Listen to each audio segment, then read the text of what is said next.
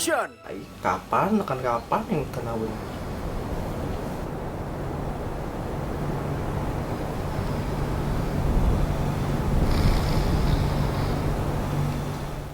Februari 2014, Gunung Kelut meletus dan film berjudul Lembu Sura akan mengangkat cerita tentang latar belakang dari penunggu Gunung Kelut tersebut.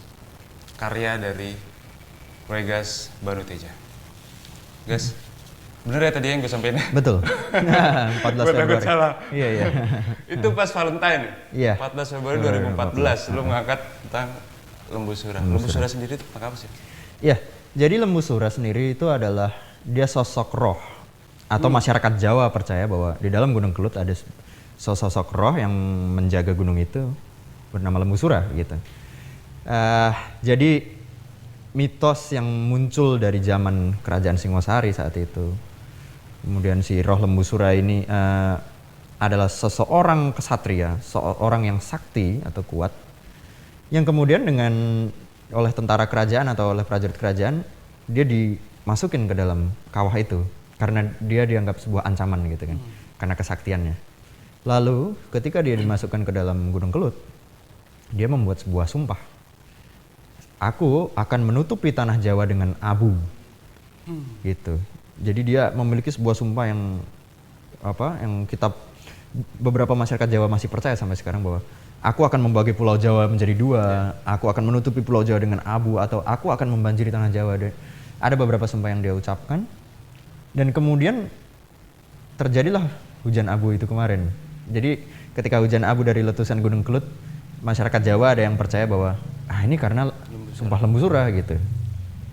Nah ketika 14 Februari itu justru saya sedang bersama teman-teman IKJ sedang riset hunting lokasi untuk film Lemantun.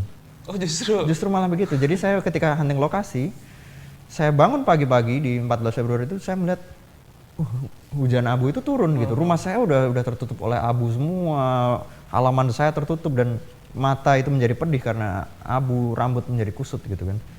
Dan akhirnya rencana pertama hunting lokasi itu menjadi batal gara-gara hujan abu. Kita nggak bisa lihat apa-apa karena kita ketika naik mobil jarak pandang itu hanya 4 meter. Selebihnya kita tidak bisa melihat apa-apa gitu. Lah udah, karena hanya di rumah gimana? Saya ajak kameramen saya si Tito, oke kita rekam hujan abu ini. Terserah kita nggak punya cerita apa-apa, kita rekam aja setiap hujan abunya turun dari pohon, dia kena mobil, orang-orang membersihkan dan segala macam. Kita rekam aja semua tanpa tahu ceritanya akan menjadi apa.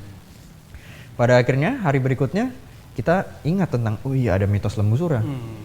Saya langsung meminta teman saya aktor bernama Yohanes Budiambara ini untuk kamu mau nggak kamu pakai topeng dan menarilah di tengah hujan abu ini.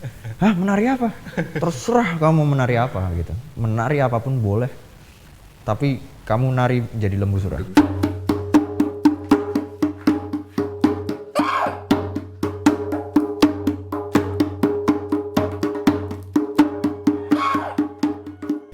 Wah ya udah, terus akhirnya dia telanjang, terus kemudian art director kami Wulang Sunu mengecat tubuhnya dan membuatkan topeng untuk dia dan dia menari. Dan akhirnya kita combine antara hujan abu dan tarian dia menjadi sebuah eksperimen gitu. Eksperimental. Itu berapa hari kan? Itu hanya 2 hari keseluruhan. Semuanya 2 hari. Jadi yang pertama hujan abu aja kita rekam, nggak tahu mau jadi cerita apa. Hari kedua ya udah ngerekam dia nari. 2 hari. Dan di saat film bisa nominasi di Berlin. betul.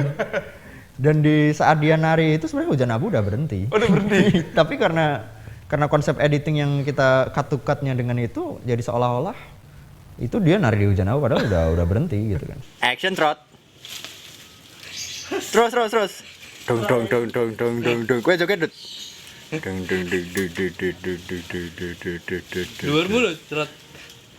Aku ini WT iki mau gebek-gebek kowe. Bom. Ora kok gondeli. Wes joget apik. Terus kowe ndut. Nah, gue penasaran komentar dari juri di Berlin sama di Hong Kong. Saat itu gimana? Iya, mereka menganggap Lembu Sura menjadi salah satu nominasi di Berlin adalah karena ada metode penyampaian film yang berbeda gitu. Kita agak bingung membedakan antara Lembu Surah ini adalah sebuah film dokumenter atau sebuah film fiksi gitu. Jadi batasan antara ini dokumenter atau fiksi ini menjadi kabur gitu. Jadi kalau disebut dokumenter ya dokumenter bener karena memang saya hanya murni merekam hujan abu di situ. Terus suara saya masuk, suara saya menginstruksikan itu masuk, semuanya nyata, semua dokumen. Tetapi yang mengaburkan itu menjadi sebuah fiksi adalah juri itu menanyakan, ini suaranya Wregas menginstruksikan, suaranya teman-teman Wregas menginstruksikan si Lembu Surah untuk menari, ini diskenariokan nggak ya gitu? Atau ini spontanitas? Makanya, wah ini unik ini. Ini fiksi atau dokumenter yang itu kita sendiri sudah menjadi satu gitu. Antara fiksi atau dokumenter melebur menjadi satu, kita tidak bisa membedakan ya hanya murni ini adalah sebuah karya film aja.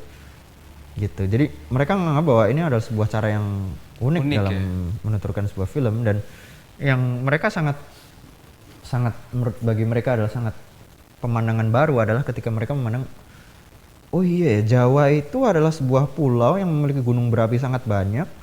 Kalian tinggal di dekat gunung berapi itu dan masih bisa tertawa-tawa ketika gunung itu meletus gitu.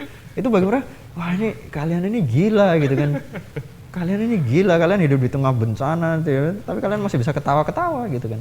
Itu yang menurut mereka ini pengalaman penonton yang baru mungkin ya. Harapan terakhir untuk film Indonesia.